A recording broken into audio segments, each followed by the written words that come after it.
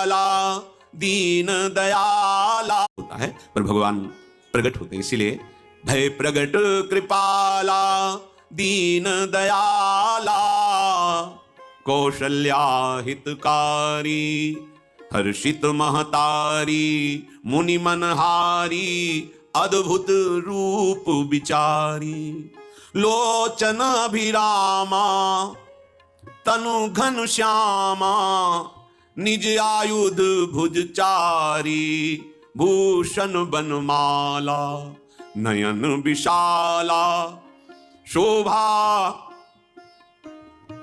सिंधु खरारी कह दुई कर जोरी अस्तुति तोरी केहि विधि करो अनंता माया गुण ज्ञाना तीत अमाना वेद पुराण भनंता करुणा सुख सागर सब गुण आगर जेहि गावहि श्रुति संता सो मम हित लागी जन अनुरागी भयउ प्रगट श्रीकंता ब्रह्मांड निकाया निर्मित माया रोम रोम प्रतिवेद कहे मम उर्षो बाशी यह उपहासी सुनत धीर मति थिर न रहे उपजा जब ज्ञाना प्रभु मुस्काना चरित बहुत विधि की निचहे कही कथा सुहाई मातु बुझाई जेहि प्रकार सुत प्रेम लहे दिनों पर दया करने वाले। बात समझिए, बहुत तपस्या है, बहुत गुण है, बहुत बड़े साधक हो, बहुत बात अभी नहीं बनी। दिनों पर दया करने, अगर हमारा भजन साधन बन रहा है, हमें भगवत चर्चा कथन श्रवण का सौभाग्य, धाम नाम रूप लीला, ये मेरे प्रभु की हेतु की कृपा है। आप एक बार भी राधा नहीं बोल सकते, कृष्ण नहीं बोल सकते, एक मिनट भी आप नहीं आ सकते, ये केवल मेरी लाडली की कृपा है। हृदय में किंचन मात्र गर्व नहीं, अभिमान नहीं, वो हमारे भगवान को बहुत प्यारा होता है, प्रियालाल को बहुत लाडला होता है। हमें प्रभु के अगर चरणारविंद के अनुराग में डूबना है तो विवेक से देखो है क्या पास हमारे। अगर कुछ भी दिया हुआ है भौतिक आध्यात्मिक, वो सब मेरे प्रभु का दिया हुआ है, तो गर्व किस बात का, अहंकार किस बात, तो दैन्यता आ जाएगी। अज्ञान से ये अहंकार बढ़ता है, ज्ञान से इसका समन हो जाता है। चाहे भौतिक हो चाहे आध्यात्मिक हो, मेरे को सब कुछ मेरे प्रभु ने तो दिया। ध्यान देकर देखो तुम्हारी उपज क्या है, तुम भी तो उन्हीं के अंश हो। न तुमने शरीर बनाया, न संसार बनाया, तो भी अध्यात्म तो भौतिक अध्यात्म सब कुछ मेरे प्रभु का दिया हुआ है, सब कुछ प्रभु में है, तो फिर अहंकार किस बात का, दैन्य हो जाओ। यंत्र कहे कि मैं दक्षिण की तरफ चलूंगा और यंत्री तुम्हें उत्तर की तरफ चलावे तो एक कदम चल नहीं सकता यंत्र, ठीक है, ऐसे ही तुम हो। पर यह ज्ञान ना होने के कारण अहम वृत्ति को स्वीकार करके मनमानी आचरणों में उतर गए। अब तुम्हारा यंत्री माया हुई, यंत्रारूढ़ानि मम माया, और यदि भगवद आज्ञा का पालन करते हुए भजन परायण, तो आप भगवान के हाथ के यंत्र बन जाओगे, महासुख में निमग्न हो जाओगे। जो दिनों पर सदैव दुलार करते हैं, माता कौशल्या जी को परम सुख देने वाले प्रभु प्रकट हुए। मुनियों के मन का हरण करने वाले प्रभु को सामने देख करके कौशल्या जी आनंद मगन हो गई। प्रभु कहां? सामने। आनंद क्यों मगन? नेत्रों से अश्रुधारा चल रही कौशल्या जी। सामने देखा श्याम सुंदर विराजमान है, लोचन अभिरामा तनु घन श्यामा। ऐसी अद्भुत श्यामता त्रिभुवन में नहीं, ब्रह्मा जी की बनाई हुई नहीं कोई ऐसी श्यामता जिससे उदाहरण दिया जाए कि प्रभु के श्रीअंग की श्यामता कैसी है। वो बस संकेत के लिए चंद्रशाखा न्याय के अनुसार भले कह दे, नहीं प्राकृतिक ऐसी रचना ही नहीं है जो हमारे प्रभु की इंद्रनीलमणि श्याम मनोहर, वो है ही नहीं। वो सामने देख रहे कौशल्या जी, ये भजन का प्रभाव है। अरविंदाक्ष कमल नयन, देखते ही चित्त चुरा जाए, ऐसे नेत्र हैं प्रभु के, अजान बाहु लंबी हो जाए। और जब प्रभु जहां प्रकट होते हैं, चाहे वो कंस कारागार हो या अवधपति का महल हो, पहले वैभव से प्रकट होते हैं। ईश्वर समस्त आयुध समस्त वैभव, दिव्याभूषण बनमाला, चार भुजाएं, शोभा के समुद्र, आसुरी वृत्तियों का, भावों का, व्यक्तियों का नाश करने के लिए प्रभु प्रकट हुए। इसीलिए प्रभु से भी बढ़कर प्रभु का नाम है। वो व्यक्ति का नाश नहीं करता, वो वृत्ति का नाश करके भगवत दासत्व प्रदान कर देता है। बहुत अपार महिमा भगवान नाम की है, प्रभु के नाम की है। प्रभु प्रकट होते हैं तो दुष्टों का विनाश करते हैं, लेकिन प्रभु का नाम जिसके हृदय में प्रकट होता है दुष्टता का नाश करके उसे जगत पावन करने वाला बना देता है। तीर्थी कुर्वन्ति तीर्थानि, वो जहां चरण रख दे उसे निष्पाप कर देता है, भूमि को वायु को निष्पाप कर देता है जिसकी जिह्वा पे नाम चलता है। भैया ने देखा कौशल्या जी ने जगत के स्वामी सामने विराजमान, दोनों हाथ जुड़ गए, हे अनंत मैं कैसे आपकी स्तुति करूं। वेद पुराण ये सब स्तुति करते हुए हार गए, नेति नेति कहकर आपका पार नहीं पाए। माया से, गुणों से, ज्ञान से भी आप परे हैं, असीम हैं, अनंत हैं। श्रुतियां संतजन सदैव आपका यश गान करते रहते, हे दया के समुद्र, हे शब्द सुखों के धाम, गुणों के धाम, भक्तजन सदैव आपका गान करते रहते हैं। आज वही प्रभु मेरे सामने प्रकट है। हे श्रीपति, आप मुझे सुख प्रदान करने के लिए मेरे नेत्र गोचर हुए।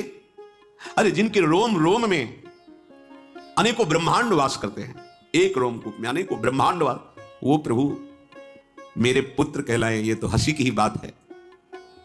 मेरी बुद्धि विचलित हो रही। कहां आप असीम महिमा अनंत विराट, आप मेरे पुत्र। जब ऐसा वर्णन कर रहे तो प्रभु मुस्कुराए। बहुत प्रकार से मैं आपको सुख देना चाहता हूं, इसलिए पहले मैं इस रूप में आया हूं कि आपने जो भजन करके मांगा था कि मेरे जैसा पुत्र हो, तो देखो मैं ही स्वयं, मेरे जैसा और कोई है नहीं, मैं ही स्वयं आया हूं। तुम्हें याद है? याद, स्मृति आई। हाँ, फिर प्रभु अब इस रूप में नहीं। माता पुनि बोली सोमति डोली, तजहु तात ये रूपा, की जैसी सुलीला अति प्रिय शीला, यह सुख परम अनूपा। हाँ हाँ प्रभु याद है। ओहो अहो भाग, अहो भाग। तो फिर प्रभु ये रूप छोड़ो और जो सुख देने के लिए आप पधारे हो वो रूप धारण करो। प्रभु जब आप हमारे पुत्र बनने के लिए आए हो तो फिर शिष्य रूप धारण करो। जो ही माता कौशल्या जी ने ऐसे वचन उचारे तो सुनी बचन सुजाना, रोदन ठाना, होई बालक सुरभूपा, यह चरित जिगावहि, हरि पद पावहि, तेन परहि भवकूपा। इतना सुनते ही सुजान भगवान श्री हरि नवजात शिशु होकर के रोने लगे। जो इस पावन चरित्र का गान या श्रवण करता है वो कभी दोबारा इस संसार में जन्म नहीं लेता है। भगवान के कैसे महामहिम चरित्र। देखो अभी भगवान प्रकट हो रहे हैं और उसका फल बता रहे कि जो भगवान की इस पावन लीला का गायन या श्रवण करेगा, दूसरे साधन बने न बने, निश्चित भगवत प्राप्त हो जाएगा। इसका फल ही है ये चरित जिगावहि, हरिपद पावहि, तेन परहि भवकूपा। ब्रह्म ऋषियों के लिए, गौ देवता, संत भक्तों के लिए स्वयं भगवान लीला सुख प्रदान करने के लिए अवतरित हुए हैं। सतोगुण रजोगुण तमोगुण से अतीत भगवान का चिदानंदमय देह है। मनुष्य रूप में ही प्रकट हो रहे हैं, पर ये मायाकृत नहीं, ब्रह्मा की सृष्टि का नहीं है। चिदानंद सच्चिदानंद रूपा है। ऐसे ही चिदानंदमय देह तुम्हारी विगत विकार जान अधिकारी। निज इच्छा निर्मित तनु है, कर्म बंधन से नहीं, प्रकृति के अधीन नहीं, प्रकृति को अधीन करके स्वयं की इच्छा से आत्मस्वरूप सच्चिदानंद भगवान का विग्रह है। अब शिशु का रोदन सुन करके जैसे समुद्र में ज्वार भाटा जाता है, ऐसे महाराज दशरथ जी के भवन में सुख सिंधु की बाढ़ आ गई। महारानी कौशल्या जी ने शिशु का जन्म दिया। ऐसा जन्म हुआ है जन्म मरण मिटाने वाला। आप सोचते होंगे कि ये प्रिया प्रीतम के अनुरागी, हम आपको सच्ची कहते हैं, हम इनकी बात कर रहे हैं ना तो दिमाग में रील कुछ और ही चलती है। हमें आनंद की उमगन मेरे प्रभु।